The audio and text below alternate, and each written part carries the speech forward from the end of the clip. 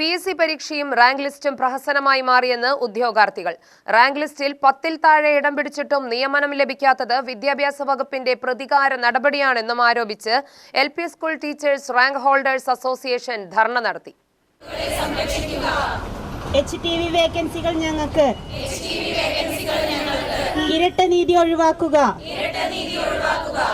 അധ്യാപക വിദ്യാർത്ഥി അനുപാതം 1:25 ആക്കുക. ഒഴിവുകൾ റിപ്പോർട്ട് ചെയ്ത് നിയമനം നടത്തണമെന്നാവശ്യപ്പെട്ട് LP school teachers rank holders association DDE ഓഫീസിന് മുന്നിൽ ധർണ നടത്തി.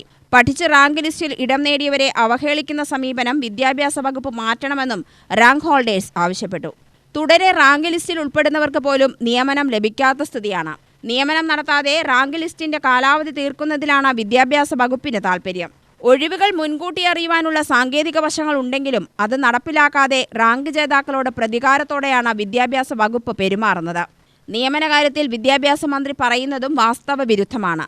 ധർണയ്ക്ക് ജിജി, ലക്ഷ്മി, ലിനി, ശ്രാവൺ എന്നിവർ നേതൃത്വം നൽകി. പഠിച്ചു എന്ന ഒരൊറ്റ കാരണം കൊണ്ട് തെരുവിൽ ഇങ്ങനെ പ്ലക്കാർഡും പിടിച്ച് നിൽക്കേണ്ടി വന്ന ഒരു ദുരവസ്ഥയിലൂടെയാണ് ഞങ്ങൾ കടന്നു പോകുന്നത്.